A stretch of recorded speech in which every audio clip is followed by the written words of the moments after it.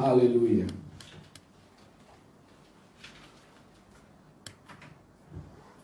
Baik, kita akan melihat jemaat yang kelima dari kitab Wahyu, yaitu jemaat Sardis. Ya, bukan sadis, tapi Sardis. Tapi kemarin saya melihat ada yang posting di Facebook, rupanya Sardis itu punya sisi yang positif juga. Karena sadis itu merupakan singkatan dari sabar dan disiplin. Itu diposting oleh Ibu Resmia. Haleluya. Sardis. Haleluya. Wahyu 3 ayat 1-6. Secara umum jemaat di Sardis mengajarkan kepada kita untuk mewaspadai reputasi masa lalu yang begitu luar biasa. Tetapi hari ini tidak ada dampaknya. Tuhan mau supaya kehidupan kita semakin bertambah usia kita, semakin kita dewasa, semakin kita bertumbuh di dalam kerohanian kita. Tuhan mau hidup kita semakin berdampak, supaya kita tidak hanya menjadi orang Kristen yang suka bernostalgia, selalu berkata, oh dulu aku begini, dulu aku mengalami ini dan itu, oh dulu, oh kalau aku berdoa Tuhan selalu menjawab doaku. Pertanyaannya, bagaimana dengan hari ini? Karena Tuhan mau kita hidup di hari ini. Tentunya banyak hal kita bisa belajar dari masa lalu, tetapi Tuhan mau kita memandang ke depan dan menikmati momen yang ada. Live in the present, hidup di masa sekarang. Dan kalau kita melihat nanti Wahyu 3 ayat yang ketiga, kepada jemaat di Sardis, Yesus berkata, aku akan datang seperti pencuri. Kenapa Yesus datang seperti pencuri kepada jemaat di Sardis dan juga bagi orang-orang yang lain? Karena mereka tidak berjaga-jaga. Karena itu ya, menjelang hari Tuhan, menjelang pengangkatan, menjelang kedatangan Yesus Kristus kali yang kedua, Tuhan mau kita melakukan dua hal yang penting, yaitu yang pertama berjaga-jaga, yang kedua berdoa. Itu selalu disematkan pada pesan Yesus ketika Yesus berbicara tentang kedatangannya kali yang kedua. Selalu Yesus menutup pesannya dengan berjaga-jagalah dan berdoalah. Jadi itulah yang harus kita lakukan di hari-hari yang sedang berakhir ini. Gambar background di belakang ini menunjukkan kota Akropolis di mana jemaat Sardis ini berada. Ini adalah yang tersisa daripada apa yang ada di bangunan di jemaat Sardis. Kemudian ini merupakan satu kota yang cukup kuat sebenarnya, karena mereka ada di ketinggian dan hanya ada satu akses untuk bisa menyerang kalau ada musuh yang mau mengancam kota ini. Ya, saking mereka terlalu pede, percaya diri dengan kekuatan mereka, dengan hanya ada satu akses, sehingga seringkali mereka menjadi ceroboh di dalam kehidupan mereka dan mereka tidak waspada. Sehingga sekalipun kota ini hanya punya satu akses bagi musuh untuk bisa mengalahkannya atau menyerangnya, tetapi sudah berulang kali kota Akropolis ini ditaklukkan oleh musuh mereka.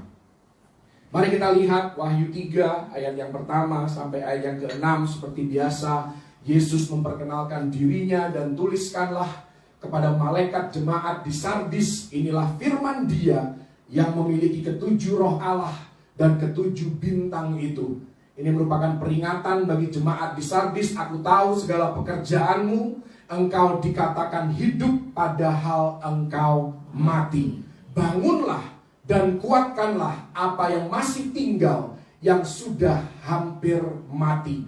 Sebab tidak satu pun dari pekerjaanmu aku dapati sempurna di hadapan Allahku. Ini satu peringatan yang sangat menyedihkan. Bukan berarti jemaat ini jemaat yang malas, mereka tidak melakukan banyak hal, tapi di sini dikatakan mereka bekerja, mereka berkarya, dan mereka pikir mereka melakukannya bagi Tuhan. Tetapi kesaksian Yesus terhadap jemaat di Sardis dan pekerjaan mereka, tidak ada satu pun dari pekerjaanmu aku dapati sempurna. Ini sesuatu yang menyedihkan. Jangan sampai hal ini terjadi dalam kehidupan kita. Lalu bagaimana supaya pekerjaan kita didapati sempurna di hadapan Tuhan? Pastikan apa yang kita lakukan itu, kita lakukan demi kemuliaan nama Tuhan, bukan untuk meninggikan diri sendiri, bukan untuk mencari nama, tetapi untuk supaya nama Yesus semakin dikenal melalui kehidupan kita dan pekerjaan yang kita lakukan. Kemudian Tuhan memberikan solusi dan juga ada konsekuensinya kalau mereka mau mengikuti arahan daripada Yesus. Karena itu ingatlah bagaimana engkau telah menerima dan mendengarnya, turutilah itu. Jadi di sini sekali lagi, ketika kita mendengar firman Tuhan, jangan hanya diterima, jangan hanya didengar, tetapi turutilah itu. Artinya lakukan apa yang kita sedang bicarakan, apa yang kita sedang pelajari, apa yang kita dengar, apa yang kita terima, dan itu memberikan kesan secara khusus dalam kehidupan kita. Dan bertobatlah, selalu ditutup dengan kata-kata bertobatlah. Ya, karena jikalau engkau tidak berjaga-jaga, aku akan datang seperti pencuri, dan engkau tidak tahu pada waktu manakah aku tiba-tiba datang kepadamu. Jadi di sini ada satu pelajaran bagi kita. Kalau kita mau tahu kapan Yesus akan datang, maka kita harus berjaga-jaga sambil berdoa.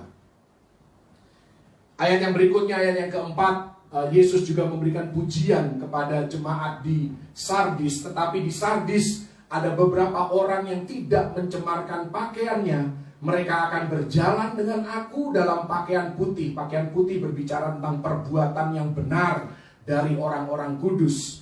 Ya, karena mereka adalah layak untuk itu. Jadi di tengah kekacauan, di tengah kegelapan, Yesus selalu menyisakan sekelompok orang yang tidak mencemarkan diri dengan keduniawian, yang tetap berdedikasi dan loyal kepada kebenaran firman Tuhan.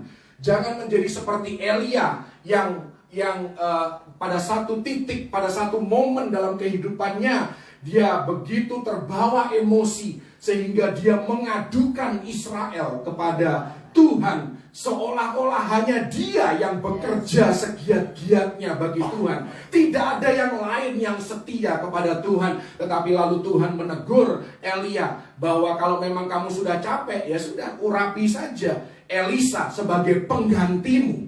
Kalau sudah capek, jangan ngomong yang aneh-aneh, itu maksudnya. Jangan berasumsi yang lebih daripada apa yang engkau tahu. Tetapi Tuhan selalu punya sekelompok orang di dalam segala keadaan, betapa kacau balaunya dunia, betapa kacau balaunya keadaan di sekitar kehidupan Anda. Tuhan selalu menyisakan the faithful remnant, kata bahasa Inggris, atau sekelompok sisa yang tetap setia dan loyal kepada Tuhan. Jadi jangan pernah merasa bahwa Anda sendirian, hanya Anda satu-satunya yang punya komitmen dengan Tuhan dan setia sampai saat ini. Masih banyak, ribuan, puluhan ribu, bahkan mungkin jutaan orang yang masih setia kepada kebenaran. Jadi tidak benar kalau Anda berkata, oh semua orang melakukan hal yang sama. Tidak semua orang melakukan hal yang sama. Tidak semua anak muda mencemarkan hidupnya dengan seks bebas,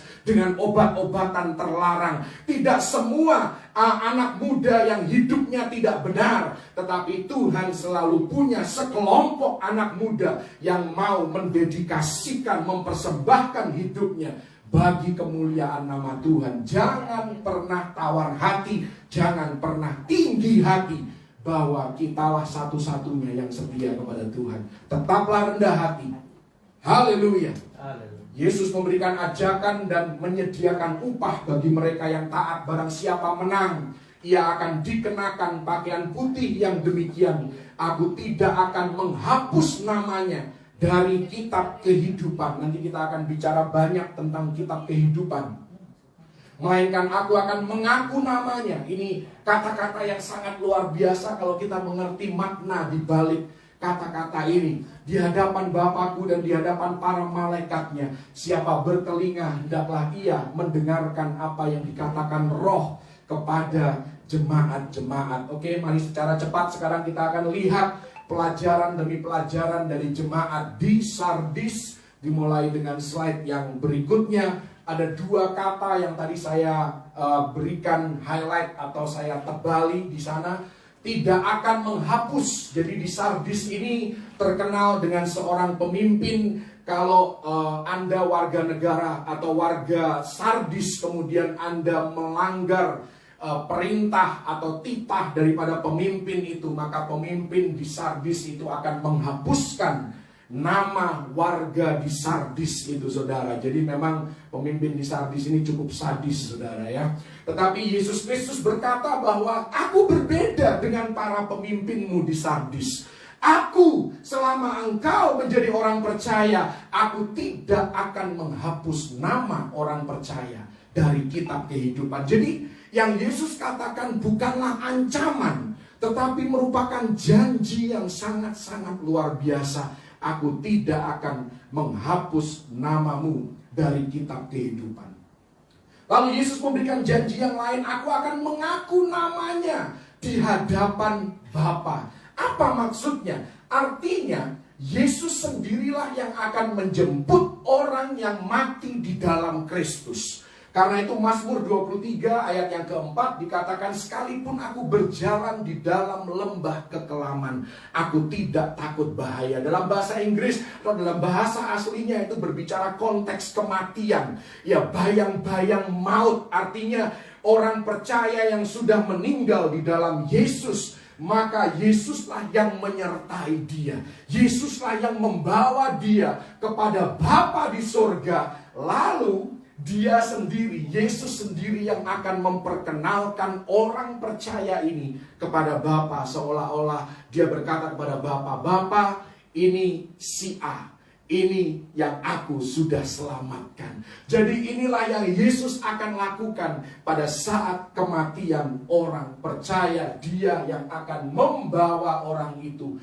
menghadap Bapa dan mengakuinya di hadapan para malaikatnya. Ini satu janji yang luar biasa, saudara. Ini karya Yesus yang begitu dahsyat di dalam kehidupan manusia. Mari kita lihat slide yang berikutnya. Beberapa slide kita akan belajar sedikit tentang kitab kehidupan. Karena ini kitab yang seringkali ya diperdebatkan, apakah keselamatan itu bisa hilang, apakah orang percaya yang sudah percaya kepada Yesus masih mungkin untuk tidak mengalami pengangkatan, masih mungkin untuk tidak diselamatkan. Dan kita akan lihat dari beberapa kebenaran firman Tuhan. Yang pertama saya mengajak Anda Keluaran 32 ayat yang ke-32 sampai ayat yang ke-33. Di sini Musa ya menjadi penengah antara bangsa Israel yang jatuh ke dalam penyembahan berhala. Waktu itu mereka membuat patung anak lembu emas dan mereka mulai menyembah patung itu. Dan hal ini menyedihkan hati Tuhan, juga membuat Musa akhirnya menunjukkan kasihnya yang begitu rupa kepada Israel. Ya, dia mau menjadi penengah. Tuhan, jangan bunuh mereka, bunuh aku saja kalau engkau hendak membinasakan mereka. Kurang lebih seperti itu yang dikatakan oleh Musa. Keluaran 32 ayat 32, tetapi sekarang kiranya engkau mengampuni dosa mereka itu, dan jika tidak, hapuskanlah kiranya namaku dari dalam kitab yang telah kau tulis. Dan ini berbicara tentang kitab kehidupan. Nanti ada referensinya di ayat yang berikutnya di Mazmur ya. Tetapi Tuhan berfirman kepada Musa, siapa yang berdosa kepadaku, nama orang itulah yang akan kuhapuskan dari dalam kitabku. Jadi sekali lagi di sini kita melihat betapa Musa mengasihi Israel.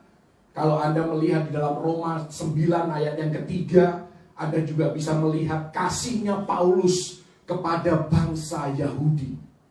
Itu perkataannya mirip sekali, saudara. Jadi ada 4 hal yang kita bisa belajar dari 2 ayat dalam Keluaran 32. Yang pertama, Musa tahu bahwa Tuhan memiliki sebuah kitab di surga. Dan yang kedua, siapa yang tercatat di dalam kitab itu, Musa tahu bahwa mereka akan masuk surga. Dan Musa juga tahu bahwa Tuhan satu-satunya yang menentukan. Yang keempat, yang tertulis namanya di dalam kitab itu berarti dosanya telah diampuni. Nah, dari dua ayat ini kemudian dapat muncul berbagai pertanyaan. Saya merangkumnya menjadi dua kelompok pertanyaan. Pertanyaan yang pertama, dosa apa yang membuat mereka dihapuskan? Karena ini tidak spesifik, saudara.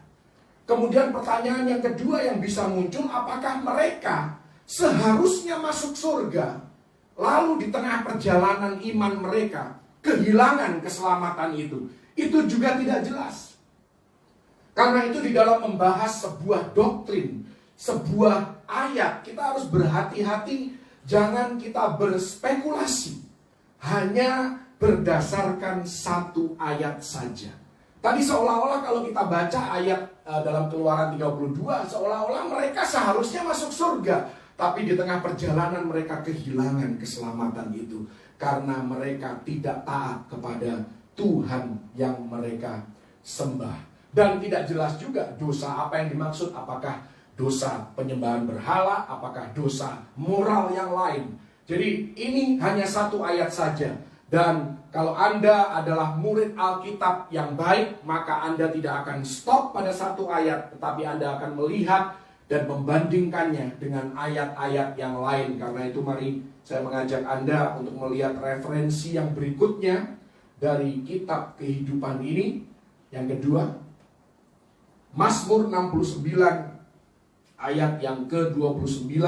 Ini di dalam terjemahan bahasa Indonesia atau terbitan LAI. Tetapi kalau Anda memegang bahasa Inggris, ini adalah ayat yang ke-28. Dikatakan di sana, biarlah mereka dihapuskan dari kitab kehidupan, janganlah mereka tercatat bersama-sama dengan orang-orang yang benar. Dan kalau Anda melihat konteks daripada Mazmur 69 ini adalah Mazmur penghakiman bagi orang berdosa. Kalau Anda melihat dari ayat yang ke-23, maka akan terlihat jelas bahwa ini Mazmur tentang orang-orang yang berdosa, orang-orang yang tidak benar. Kitab kehidupan kita tahu dari ayat ini berisi catatan mengenai orang-orang yang benar. Lalu definisi orang benar itu seperti apa? Apakah dia orang yang tidak pernah berdosa, tidak pernah berbuat salah, atau yang lain? Ya, Anda harus tahu bahwa yang disebut sebagai orang yang benar di hadapan Tuhan adalah di perjanjian baru adalah orang yang hidup di dalam Kristus. Dia percaya kepada korban Yesus, dia percaya kepada kebangkitan Yesus, kenaikan Yesus yang membenarkan, yang menjustifikasi mereka menjadi orang-orang yang benar. Jadi ini kebenaran yang bukan berdasarkan perbuatan, melainkan kebenaran yang dipercayai oleh iman. Ya, mereka menerima Yesus sebagai Tuhan dan Juru Selamat mereka. Kalau Anda mundur satu ayat, di ayat yang ke-27 atau 28 terjemahan bahasa Indonesia, tambahkanlah salah kepada salah mereka dan janganlah engkau membenarkan mereka. Nah, di dalam bahasa Inggris kata janganlah engkau membenarkan mereka, itu artinya dalam bahasa Inggris them not come into thy righteousness. Jadi orang-orang yang tidak tertulis di dalam kitab kehidupan adalah mereka yang tidak hidup di dalam kebenaran Tuhan. Nah, sekali lagi ini kebenaran yang bukan berdasarkan perbuatan, melainkan kebenaran oleh iman, karena kita menerima apa yang Yesus Kristus lakukan di dalam kehidupan kita. Ya, jadi yang tidak tertulis namanya adalah mereka yang tidak mau, yang menolak kebenaran Tuhan atas hidup mereka.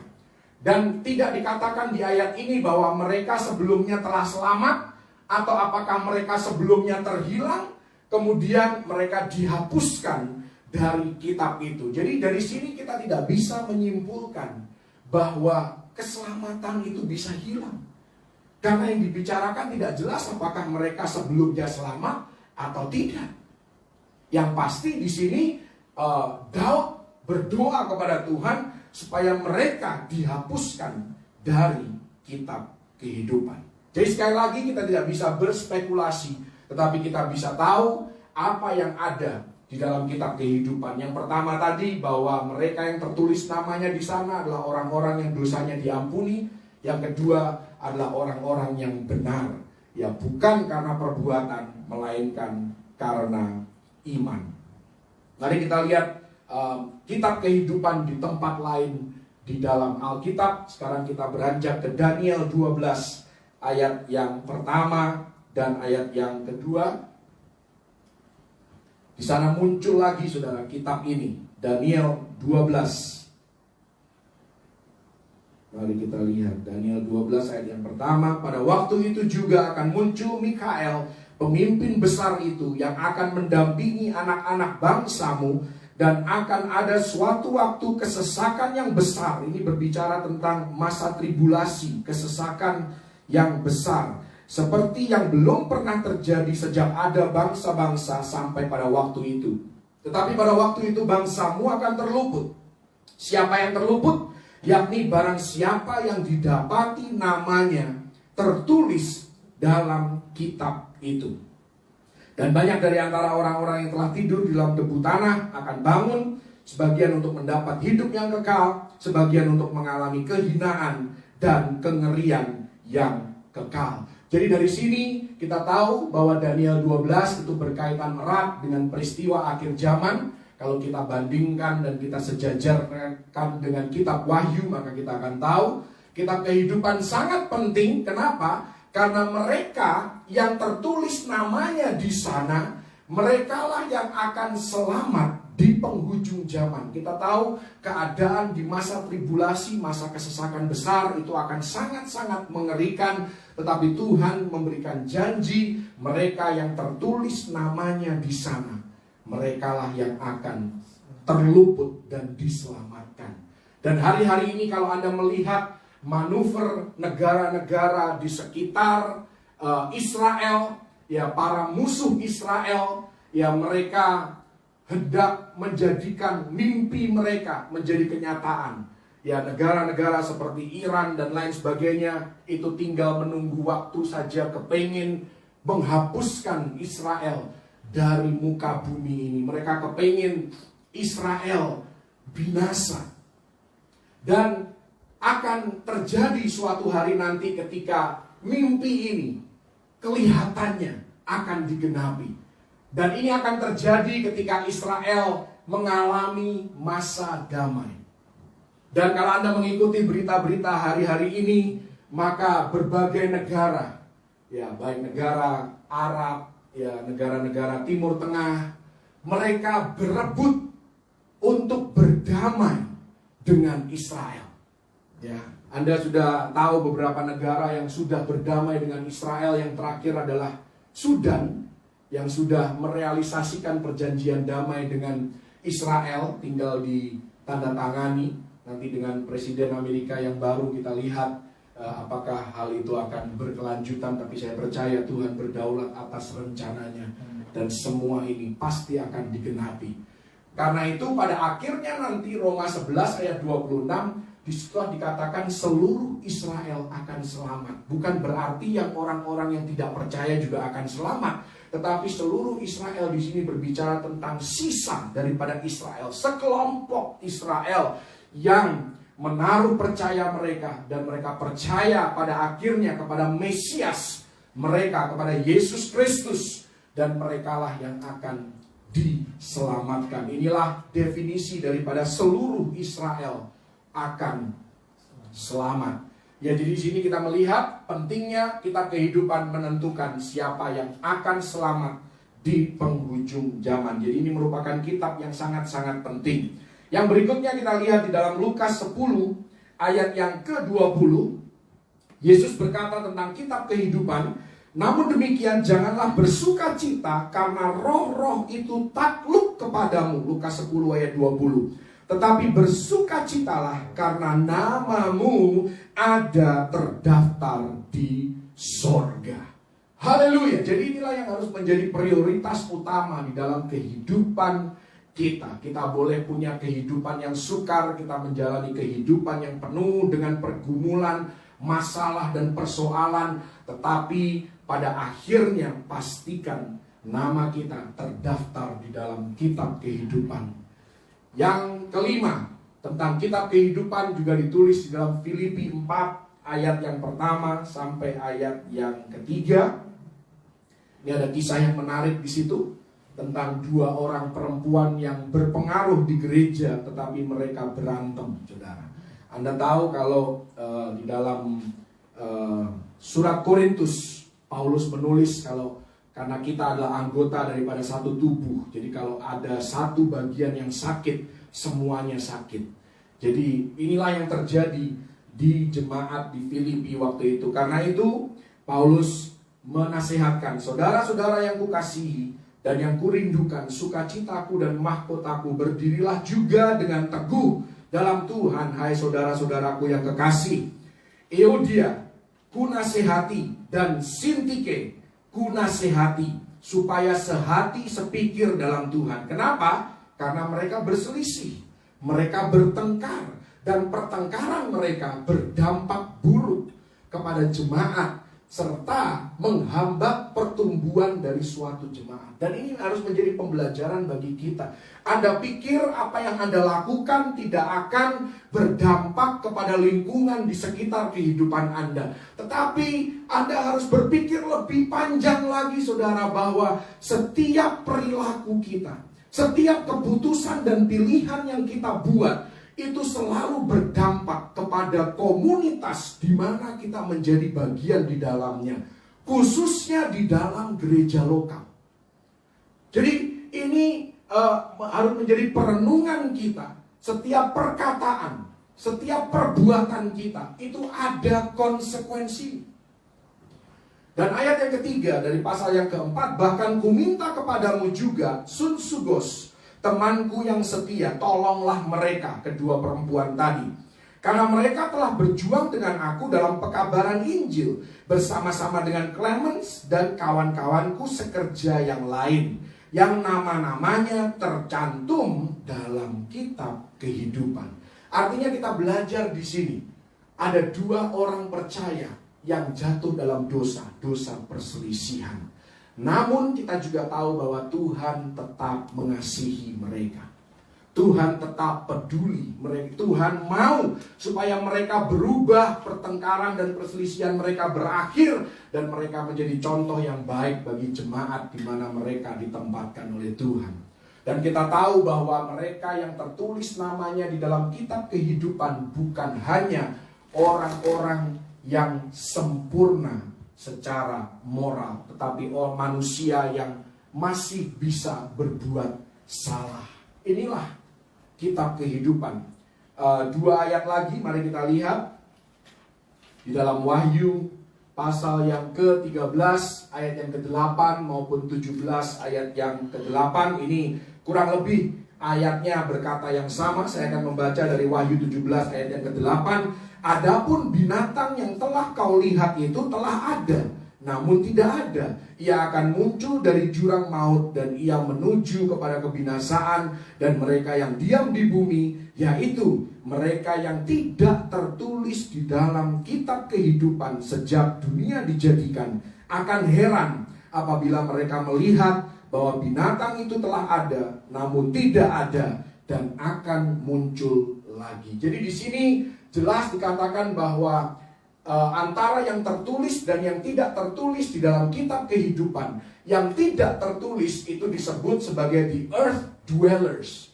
Mereka yang diam di bumi, mereka yang hidup bagi dunia, hidup di dalam keduniawian, dikuasai oleh keinginan mata, keinginan daging, dan keangkuhan hidup.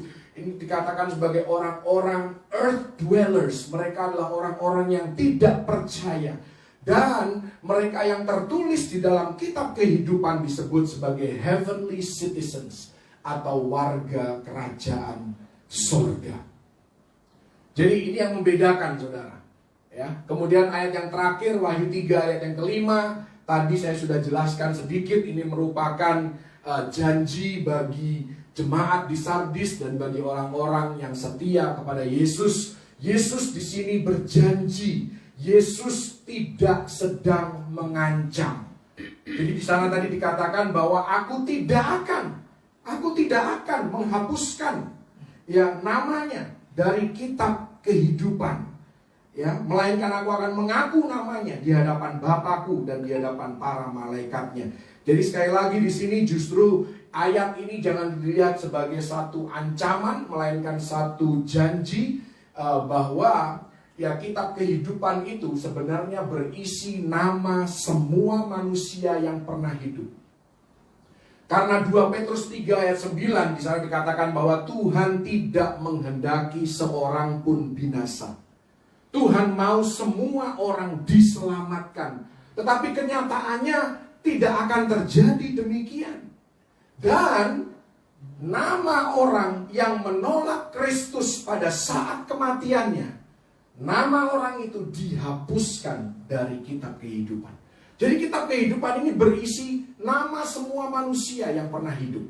Dari zaman Adam sampai nanti Yesus datang kali yang kedua. Tetapi mereka yang tetap tidak percaya, menolak kasih karunia Yesus, maka namanya dihapuskan saat kematian. Dan mereka akan masuk ke satu pengadilan yang disebut sebagai pengadilan tahta putih yang besar. Mereka yang ada di sana adalah mereka yang tidak akan diselamatkan. Mereka pasti masuk neraka. Nah, dari pembelajaran kita tentang kitab kehidupan, saya mau katakan dan saya mau meyakinkan, meneguhkan iman percaya Anda. Waktu saya terbatas, nanti Anda baca ayat-ayat ini. Saya sudah pernah juga membahasnya di sesi yang lain, sudah lama ketika saya berbicara tentang kitab Daniel, yaitu tentang bahwa keselamatan di dalam Yesus itu adalah keselamatan yang kekal. Kalau Anda diselamatkan, artinya nama Anda tidak akan dihapuskan dari kitab kehidupan. Tetapi orang-orang yang pada akhirnya didapati namanya tidak tertulis di dalam kitab kehidupan, artinya mereka selama hidupnya tidak pernah diselamatkan. Sesederhana itu, saudara. Ya, jadi bukan keselamatan itu hilang di tengah jalan. Kalau keselamatan itu hilang di tengah jalan, artinya orang itu tidak pernah benar-benar diselamatkan. Itu saja kesimpulannya, saudara. Ya, jadi kita tidak boleh menarik kesimpulan yang tidak berdasarkan kepada ayat-ayat di dalam Alkitab. Keempat ayat ini menjanjikan, Yesus menjanjikan bahwa keselamatan itu bersifat kekal. Saya mau sharing karena saya merasa ada satu ayat yang mungkin seringkali disalah terjemahkan. Saya mau membuka di dalam Ibrani 6 ayat yang keempat. Ini yang seringkali dikatakan bahwa keselamatan itu bisa hilang. Ya, tidak ada di sini ayatnya. Saya akan membacakannya bagi Anda. Ibrani 6 ayat yang keempat, ini seringkali ayat ini diterjemahkan bahwa ini loh, bukti bahwa orang percaya itu bisa hilang keselamatannya. Di situ dikatakan sebab mereka yang pernah diterangi hatinya, yang pernah mengecap kasih karunia surgawi, dan yang pernah mendapat bagian dalam Roh Kudus, dan yang mengecap firman yang baik dari Allah dan karunia-karunia dunia yang akan datang. Namun yang murtad lagi tidak mungkin dibaharui sekali lagi sedemikian hingga mereka bertobat, sebab mereka menyalibkan lagi anak Allah bagi diri mereka dan menghinanya di muka umum. Ini ayat seringkali dipakai, ini loh bukti bahwa keselamatan itu bisa hilang. Tetapi pertanyaan saya, dari mana kita tahu bahwa Ibrani 6 ayat yang keempat sampai yang keenam itu sedang mendeskripsikan orang percaya? Tidak ada indikasi itu. Ketiga ayat yang tadi saya bacakan dari Ibrani 6 itu merujuk kepada orang-orang yang hampir selamat. Orang-orang yang sudah begitu dekat, tinggal mengucapkan doa keselamatan itu. Mereka yang sudah pernah diterangi, mereka tersentuh oleh karya Roh Kudus. Mereka hampir menerima Yesus. Tetapi ketika mereka sudah begitu dekat, mereka menolak keselamatan yang daripada Kristus itulah. Makanya dikatakan yang murtad. Jadi mereka sudah begitu dekat, tetapi mereka mundur, mereka berubah pikiran tentang menerima keselamatan itu. Merekalah yang dikatakan tidak akan mendapatkan kesempatan lagi ketika sudah berhadapan dengan sang hakim di atas segala hakim. Maka orang ini tidak punya lagi kesempatan untuk bisa diselamatkan. Jadi sekali lagi Ibrani 6 tidak sedang berbicara tentang keselamatan yang bisa hilang, tetapi berbicara tentang orang-orang yang terjamah hatinya. Yang dia hancur hati di dalam hadirat Tuhan, tetapi mereka menolak untuk mengambil langkah terakhir itu, saudara. Satu langkah lagi mereka sebagai orang selamat, tetapi mereka menolak keselamatan itu. Itulah Ibrani pasal yang ke-6.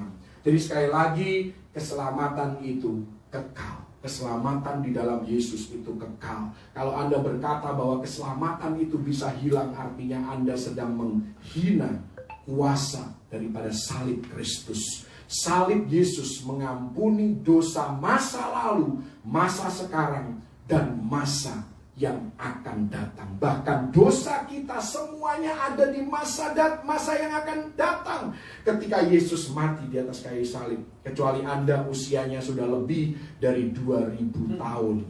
Ya, usia Anda 2020 tahun dan Anda masih hidup sampai sekarang. Makanya ketika Yesus mati di atas kayu salib, dosa Anda adalah dosa masa lalu. Tetapi semua dosa kita itu masa depan ketika Yesus mati.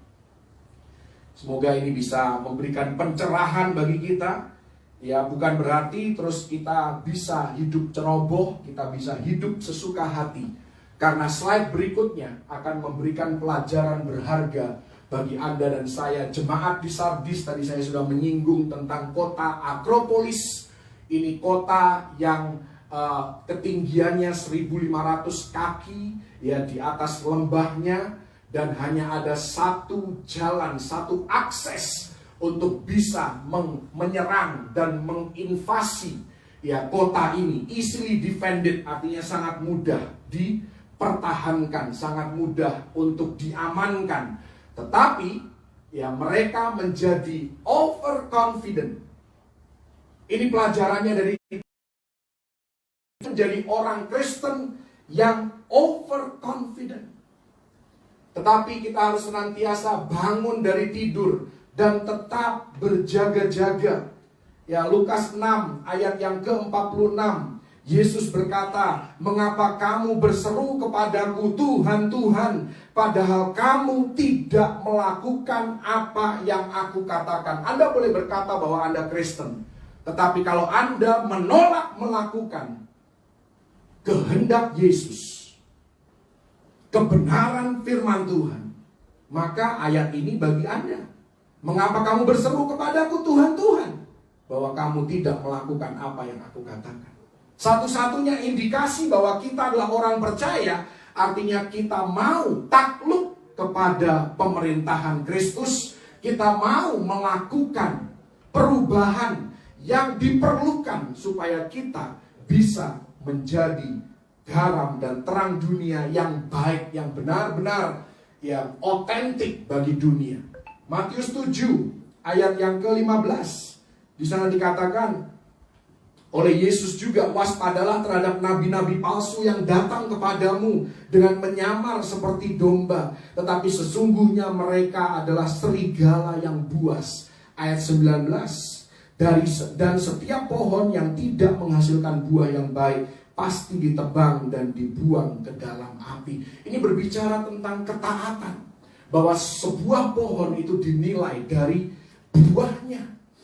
Dan dilanjutkan secara kontekstual. Ini ayat yang sangat terkenal, Matius 7 ayat 21 sampai 23. Ini adalah tanda orang percaya, bahwa orang percaya itu bersedia melakukan kehendak Tuhan. Kalau Anda menolak mentah-mentah, kehendak Tuhan, Anda sudah tahu kebenaran, bahkan Anda lebih senang hidup di dalam dosa.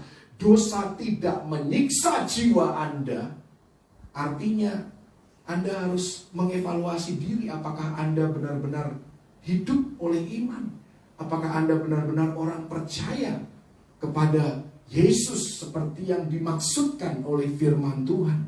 Inilah tanda orang percaya, bukan orang yang bisa membuat mujizat, orang yang bisa bernubuat, ya, tetapi orang yang bersedia melakukan kehendak Tuhan. Mereka lah orang-orang yang dikenal oleh Tuhan. Ya, kalau bicara mujizat, antikris dan nabi palsu juga membuat mujizat nantinya. Setan juga punya kuasa atas dunia, kita tahu semua itu. Dari Ayub pasal yang pertama dan dari ayat-ayat yang lain. Pertanyaannya adalah, apakah kita membenci dosa? Apa maksudnya membenci dosa? Membenci dosa artinya bukan berarti terus kita sempurna, tidak pernah buat salah, bukan itu. Membenci dosa artinya kita tidak menyukainya, kita tidak merencanakannya, ataupun merindukan. Ada orang yang katanya Kristen tapi masih merindukan untuk melakukan dosa. Itu aneh, saudara. Ada orang yang katanya Kristen tetapi masih suka dengan dosa dan tidak pernah jiwanya tersiksa karena dosa. Itu Anda perlu bertanya-tanya, apakah benar-benar Anda orang Kristen? Yesaya 29 ayat yang ke-13. Dan Tuhan telah berfirman, oleh karena bangsa ini datang mendekat dengan mulutnya dan memuliakan aku dengan bibirnya, padahal hatinya menjauh daripadaku, dan ibadahnya kepadaku hanyalah perintah manusia yang dihafalkan. Jadi Yesaya 29 ayat 13 mengajarkan kepada kita, pastikan bahwa kita mengenal Yesus Kristus sebagai Tuhan dan Juru Selamat kita. Slide yang terakhir, aplikasi kehidupan. Berjaga-jagalah terhadap 4 hal. Yang pertama, kedatangan Yesus Kristus yang tidak terduga, Matius 24 ayat 42-43. Berjaga-jagalah terhadap dosa yang mengintip di depan pintu, Matius 26 ayat yang ke-41. Hindari setting, hindari keadaan yang membuat Anda merasa malu ketika bertemu dengan Yesus. Kita harus punya a conscious mind, kesadaran penuh bahwa Yesus bisa mengangkat kita. Yesus bisa datang kapanpun juga. Dan Anda sebagai orang Kristen tentunya tidak mau ketemu dengan Yesus ketika Anda sedang melakukan hal-hal yang tidak menyukakan Yesus. Bukankah demikian? Berjaga-jagalah terhadap ajaran palsu yang menyusup. Belajar dari Kisah Rasul 20, 29 ayat 31. Nanti ayat-ayat ini Anda bisa baca sendiri. Berjaga-jagalah terhadap setan yang adalah singa yang mengaum. Apa yang harus kita lakukan? Jadilah anak Tuhan yang rajin dalam berbagai perkara yang memuliakan Tuhan, supaya kita tidak memuliakan dan meninggikan diri sendiri. Lakukan panggilan Tuhan bagi gereja. Haleluya. Kenali firman Tuhan lebih dari hari-hari ini. Ini juga mengajarkan kepada anak-anak saya, mereka harus lebih tahu lagu-lagu K-pop. Harus. Ya. Mereka ada di sini supaya mereka dengar, saudara. Harus. Anak-anak muda hari ini lebih tahu tentang K-pop, lebih tahu tentang TikTok dibandingkan firman Tuhan. Ya, jadi kalau sebagai jemaat yang baik, sebagai anak Tuhan yang baik, kita harus kenal firman Tuhan lebih dari hal-hal duniawi. Ya, bahkan tentang olahraga, kalau di Indonesia mungkin sepak bola, di Amerika mungkin American football atau baseball. Banyak orang lebih tahu, bahkan tahu sekali tentang setiap tim, siapa pemainnya, bagaimana statistik pemainnya, siapa pelatihnya tinggal di mana, lahir kapan, lebih tahu daripada tentang Alkitab. Itu menyedihkan, saudara. Serahkan diri penuh, dikuasai oleh kasih Bapa. 1 Yohanes 2 ayat 15 saya akan bacakan sebagai ayat penutup. 1 Yohanes 2 ayat 15. Janganlah kamu mengasihi dunia dan apa yang ada di dalamnya. Jikalau orang mengasihi dunia, maka kasih akan Bapa tidak ada di dalam orang itu. 1 Korintus 15 ayat 34. Sadarlah kembali sebaik-baiknya dan jangan berbuat dosa lagi. Ada di antara kamu yang tidak mengenal Allah. Hal ini kukatakan supaya kamu merasa malu. Tujuannya apa? Bukan Tuhan mau menghancurkan kita, tetapi tujuannya adalah Roma 13 ayat yang ke-11. Hal ini harus kamu lakukan karena kamu mengetahui keadaan waktu sekarang, yaitu bahwa saatnya telah tiba bagi kamu untuk bangun dari tidur. Sebab sekarang keselamatan sudah lebih dekat bagi kita daripada waktu kita menjadi percaya. Hari sudah jauh malam, telah hampir siang. Sebab itu marilah kita menanggalkan perbuatan-perbuatan kegelapan dan mengenakan perlengkapan senjata terang.